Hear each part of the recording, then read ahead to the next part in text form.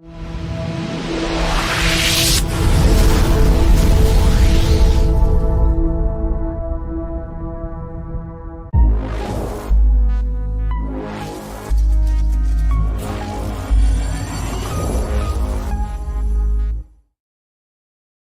reproduction of this content is not allowed without the express written consent of EBH Fitness, LLC.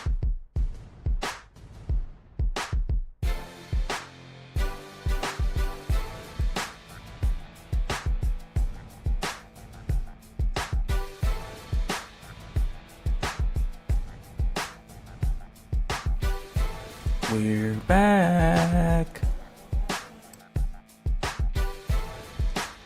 Hello everyone, and welcome to the Week 8 Coaches Wrap-Up as we're joined here by Franklin High School head coach Ruben Torres. Coach, thank you for joining us, and welcome to Borderland Sports Report. Hey, thank you, Steve. Thank you, Coach. I appreciate you coming on, especially after a tough loss you guys had on Friday.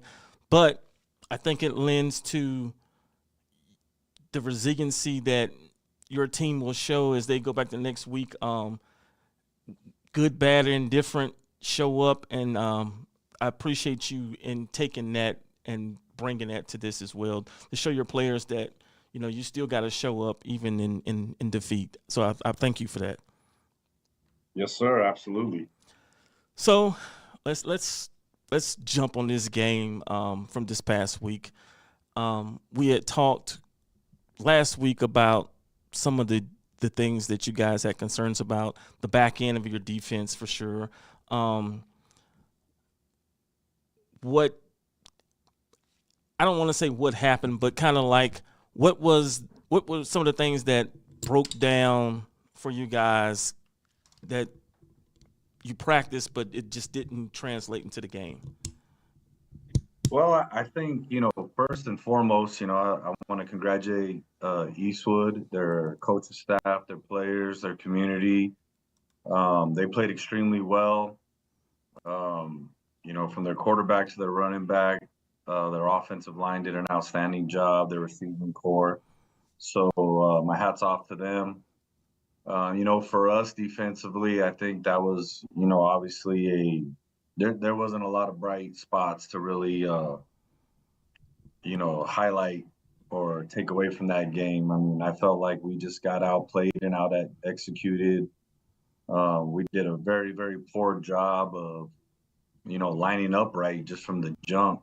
And so, kind of going back and forth and looking at our calls on defense and what we were calling, there just wasn't a translation from the calls to what was being done on the field. And, they got up on us quick. They did a great job offensively of using the clock and keeping it away from our offense. And then really when we got the ball on offense, we didn't help ourselves very much either. I thought our offensive line played really well. Of course, our running back, Ernie and Trey played well. We didn't get any help at all from our quarterback. We missed a lot of wide open throws early and some critical situations that I think would have, put us in a better position to score and not give them the ball back so quickly, as well as, give our defense some time to rest on the sideline. And so, I was really disappointed just with, our overall effort. And, to sum it up, we just didn't play well as a team. And I feel like we're much better than what we showed. But we got to put this one behind us and move on to the next one. There's still a lot to play for. When you look at playoff seeding and finishing the season strong and with some momentum going into the playoffs. And I do believe our kids will bounce back. I believe our coaches will make the proper adjustments and things to get us right. But, sitting here, our performance, like I said, just not lining up right is completely unacceptable. And again, I don't take anything away at all from Eastwood. I thought they were prepared. They came to play. They played a really clean game and executed. They got some big stops on defense when they needed to. So huge credit to them and Coach Lopez. But bottom line, we got to get better, and what we did last Friday was unacceptable. Got you. So I got to ask the question. So going into the season, just me personally, wasn't sold on Kingston Jeffries. Over the last 2 games, that young man has changed my mind. And after seeing him play from the other sideline, what is your takeaway from that young man? Well, I think you see it on film. He's definitely gotten better every week. I think his confidence and his command of the offense has grown. Um, and I mean, as a coach, and I'm sure Coach Lopez will agree with this. That's what you want to see from all your players, but especially at the quarterback position. I thought he threw the ball well on time, kept his eyes downfield when he was under pressure, made some throws under duress. When he had to tuck the ball and run, he did a great job of protecting the ball. And so his just overall command of the offense and understanding and what they're asking him to do was very evident. But he's put back-to-back great performances against two very good teams. And so, just as a quarterback fan myself, just to see him mature and grow as a quarterback, I think is great, for him and for Eastwood, but also just for the city. But I was really impressed with his touch throws, his timing, his deep ball. It was a little windy Friday night, and that didn't seem to bother him at all. So he's really having it's turning into a really great season for him. Yeah, and it was kind of funny because I was looking at some video of him, and I think last year on JV, and even when they brought him up to varsity, he played some wide receiver. And so, because I was kind of surprised at how fast he was on the field, and then I saw that, and I was like, okay, I got it. Let's touch on you guys on the offensive side. You mentioned Ernie, and we were kind of talking about this. That young man has put together one heck of a season, breaking the city's single season rushing touchdown record. Was a big accomplishment for him, and kudos to you and your staff for creating the environment and the opportunity for him to do that. And I think that we were just looking, the state single season rushing touchdown record is 58. He's got 3 games left, and that's not that big of a reach from the numbers he's put up. How do you guys, and I don't think that even comes up as a goal, but with that looming, how do you guys now look at that along with continuing to matriculate through this season, because you guys still can get a home playoff game? Yeah, that's correct. I think that, we've got enough experience on our coaches and staff that when we go in and we're game planning and as we get into the game, we're not really thinking, and Ernie doesn't think about it either, about any of the single, potential goals. In fact, going into that game, I didn't even realize how close he was to breaking that record. I didn't either. I found out right before halftime. I mean, right before the game started. But for our team goals, I mean, obviously we've got to be able to run the ball, and we've been able to do that, and we've been consistent in our approach, and that won't change. But I think one of the things that has been obvious to us, and it really bit us in the butt, was not being able to throw the ball and be balanced.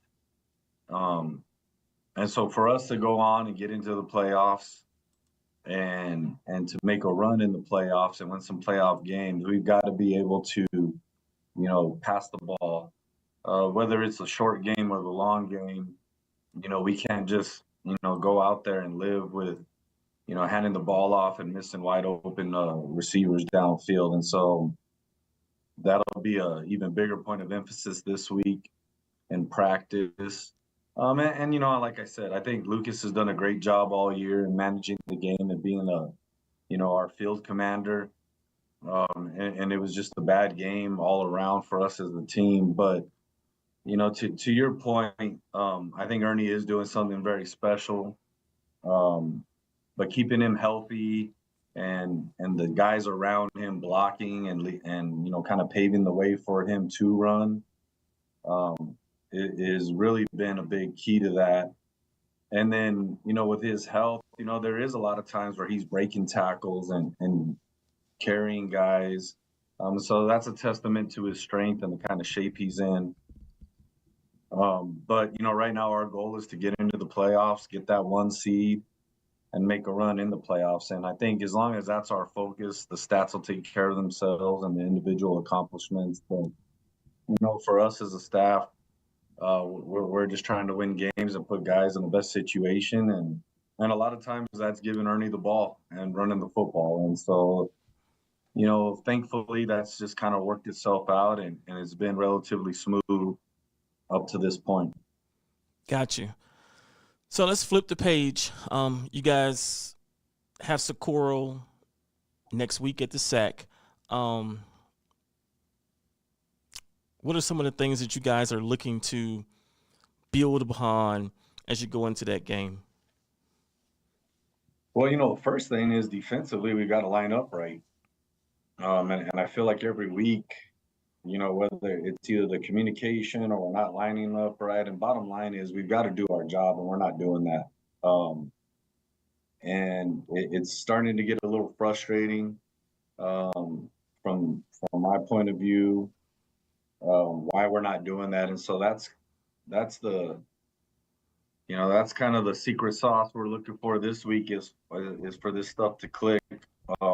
I think Socorro's been playing very well. Yeah. You look at what they're doing on offense and defense. They're a sound football team. The schemes they're running are sound. They're getting a hat for a hat in the run game. They're lining up well on defense. We kind of expect them to load the box and sell out and make us throw the ball or prove that we can throw the ball. I thought Eastwood did a great job of running a lot more one high and some balanced sets and getting their safeties in the box. And so, you look at Eastwood or Socorro and who they played this year in those games. I mean, they're in it. And, a break here or a bad break there, they probably could have a win or two more than what they have. And so I can tell you this, if we go out there and play like we did Friday, Socorro will beat us. We've got to come ready to play and do our job and get better at the things that have been really kind of a thorn in our side all year. Yeah, I don't know when Socorro won their last district game, but we've had this conversation before. I think this will be the year that Socorro gets a district win. You don't want to be that team that it happens to. But I do see them getting a district win. They got 4 games left. I see them getting 1, maybe 2. Yeah, I definitely don't want to be the one that gives it to them, or that they earn it against, I should say. Yeah. But they've been in some games, where in district, as a matter of fact, where they could have pulled some games out. And so I think they're right there. I think Coach Cano and his staff have done a great job. And they do a great job over there in preparing their kids. And their kids aren't going to back down from anybody. They're going to play their heart out. They have a lot of community support, a lot of pride there still at Socorro High School, being the flagship of that district. And so, like I said, if we don't come out ready to play, they very easily could beat us. So we've got to be on top of our game and get back on the winning track and get this stuff cleaned up yesterday, and start playing much better football, just all around. Yeah, because is it Adrian Hunt is having a really good season. Their quarterback's having a very decent season as well, Antonio Montez. And so what are you guys looking at as far as stagnating that offense? Because they do have some weapons on the offensive side. What are you guys looking to do this week to slow that offense down? Yeah, their running backs, they got two running backs that are really good. Quarterback's playing well. He's made some good throws down the field. They do run some really nice switch concepts in their vertical passing game, and their quarterback looks really comfortable in throwing those balls, and he's accurate. And so, it just goes back to what we've been talking about. I mean, if we're misaligned and we're not communicating in coverage, they're going to hit us. I don't think it's any secret to us or to anybody that when you're going to play the Franklin Cougars right now, you're going to attack them through the air. Yeah. So, but they are committed to the run, and so we have to be able to at least make them one-dimensional and throwing the ball and get some stops, especially on third down, put them in some long yardage situations. But to be quite honest with you, if we're not lining up right and playing coverage with the purpose and intention to get stops, they'll go up and down the field on us, just like Eastwood did. So we've got to get better. We've got to get better from top to bottom. They're going to load the box on us on offense, and we've got to be able to complete some balls downfield to loosen that up. Gotcha. Well, Coach, I appreciate you jumping on, as always, to do this weekly wrap-up with us. Is there anything you want to say in closing? No, man, just like every week, man, I appreciate everything you're doing for the kids of El Paso, for our sport, for high school sports. And it's crazy now. We're getting to the end of district play. I know. And so things are starting to kind of shake themselves out, and every game is that much more meaningful and bigger. For us here at Franklin, every game is, we've got to approach this like every game's a playoff game. Because the reality of it is we put ourselves in a hole, and we've got to dig ourselves out and get better. Definitely. Well, Coach, I appreciate you joining us. Like I said, continue to watch, folks. Continue to support. And I'll keep saying this. Thank you to the 109,000 viewers who came on the platform last week. Continue to come back. We do have a second show today. We'll be bringing on...